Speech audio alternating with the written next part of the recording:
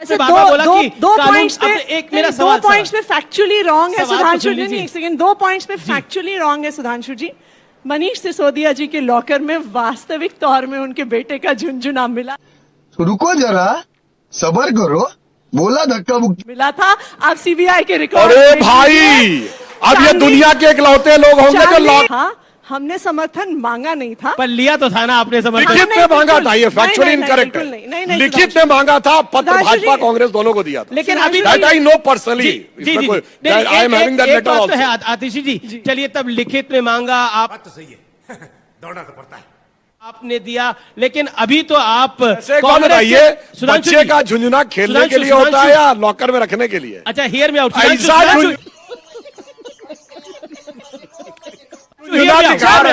अब जब बच्चा 21 साल का हो जाए, ग्रेजुएशन कर ले, तो झुनझुना लॉकर में भी रखा जा सकता है। लेकिन एक बात तो सत्य है कि तब आपने लिखित में समर्थन मांगा था, नहीं मांगा था। लेकिन कौन है ये लोग, कहां से आते हैं? अभी तो अलायंस है कांग्रेस के साथ। बिल्कुल, एक सेकंड सुनिए। चांदी के झुनझुने से ज्यादा कीमत आईफोन की होती है। 8 आईफोन चेंज कर दिए, वो तो नहीं रखे, और कह रहे चांदी की झुनझुना अंदर रखा था। तो क्या नाचो में? गजब है भैया जी। 4 गुनी कीमत होती है आजकल के आईफोन की। जी जी, चांदी के झुनझुने से। चलिए, आईफोन, झुनझुना सब आ गया। लेकिन आपने एक बात बोली कि हमने लिखित में नहीं मांगा, हमने मांगा नहीं था, समर्थन दे दिया था। लेकिन अब तो कांग्रेस के साथ आपका अलायंस है, अब तो लालू यादव के साथ भी आपका अलायंस है, मतलब इंडिया के अलायंस के अंदर आप पार्टनर हैं। लेकिन आपने बार बार बोला हम कानून का पालन करते हैं, कानून कानून कानून कानून। तो ईडी का नोटिस आ चुका है, वो भी एक कानूनी एजेंसी है, उसके नोटिस का पालन क्यों नहीं हो रहा, ये एक सवाल है, बहुत महत्वपूर्ण है, और सफाई से जवाब इसका।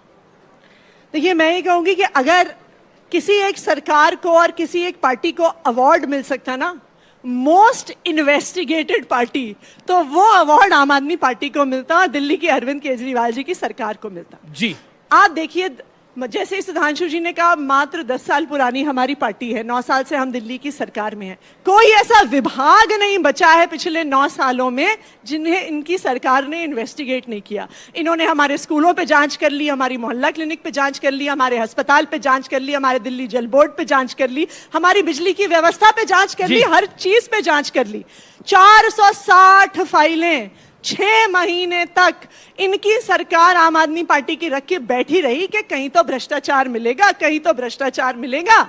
तो हमें ईमानदारी का सर्टिफिकेट इनकी सरकार ने शराब दिया घोटाले है। में आपको जबरदस्ती फंसाया जा रहा है। दूसरी चीज, अब आप सुन लीजिए जी।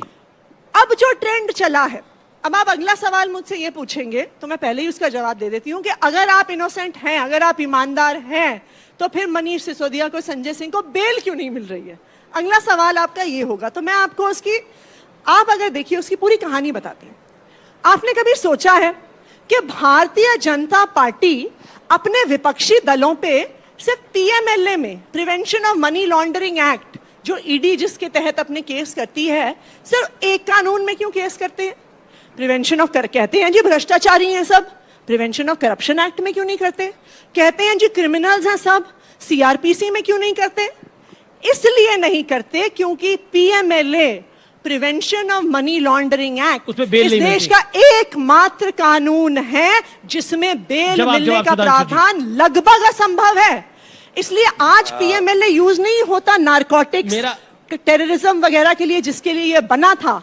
आज पीएमएलए सिर्फ और सिर्फ विपक्ष को दबाने के लिए इस्तेमाल किया जाता है, नेताओं को चुप करने के लिए यूज किया जाता है। का आरोप है, और प्रधानमंत्री मोदी ने सदन में भी बोला था कि ईडी सबको इकट्ठा कर रही है। सोचिए कितनी मजेदार बात है कि मुल्जिम कह रहा है कि सरकार मेरी मुलाजिम बन से पूछे, हुजूर नवाब आपको कौन सी धारा में बुक किया जाए, ये आप मुझे बताएंगे।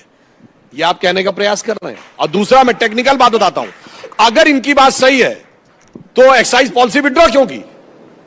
इधर सीबीआई की जांच इनिशिएट हुई, इधर आपने शराब पॉलिसी विड्रॉ कर ली, आपने लैपटॉप क्यों नष्ट किए, आपने क्यों फोन्स नष्ट किए? क्यों?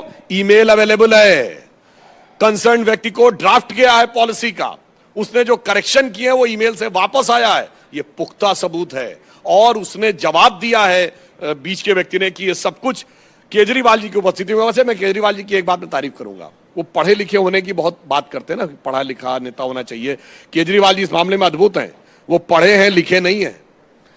कोई विभाग अपने पास नहीं रखते, फाइल सारी पढ़ते हैं, साइन करवाएंगे सत्येंद्र जैन से, साइन करवाएंगे मनीष सिसोदिया से, फंसेगा वो जो लिखेगा। हम तो पढ़े और ऊपर से काम किए, लिखे हैं ही नहीं। तो ये पढ़ाई लिखाई भी इन्होंने बड़ी अच्छा हमको सिखा रिया है। बड़ी नाप तोल के की है। जी चलिए, मैं अब इंडिया अलायंस के ऊपर आता हूं। ये इंडिया अलायंस का क्या हो रहा है आतिशी जी? नीतीश जी छोड़ के चले गए हैं और ममता बनर्जी कांग्रेस के साथ गठबंधन नहीं कर रही हैं, क्या कहना चाहती है? एक सपना देखा था पूरे ऑपोजिशन ने इंडिया अलायंस का, लेकिन वो सपना चकनाचूर हो गया है 2024 के चुनाव से पहले ही। देखिए, मैं ये मानती हूं कि जो नीतीश जी ने किया वो बिल्कुल गलत था। नीतीश जी बहुत बात करते थे, उन्होंने कहा था हम महंगाई के खिलाफ लड़ेंगे, बेरोजगारी के खिलाफ लड़ेंगे, संविधान के लिए लड़ेंगे, संविधान को बचाने के लिए लड़ेंगे। लेकिन मैं ये मानती हूं कि बिहार में वास्तविक तौर पे नीतीश जी के भाजपा में जाने से भाजपा को ही नुकसान होगा, इंडिया अलायंस को नुकसान नहीं होगा। और ममता जी के कांग्रेस से इंडिया अलायंस से जाने से बाकी जो घटक दल है, ये मैं मानती हूं। नमस्कार दोस्तों, आपने इस डिबेट वीडियो को देखा। इस वीडियो में क्या राय है इसे कमेंट करके बताएं और ज़्यादा शेयर करें, लाइक करें, सब्सक्राइब करें और बेल आइकन घंटी दबाना ना भूलें। जय हिंद, जय भारत।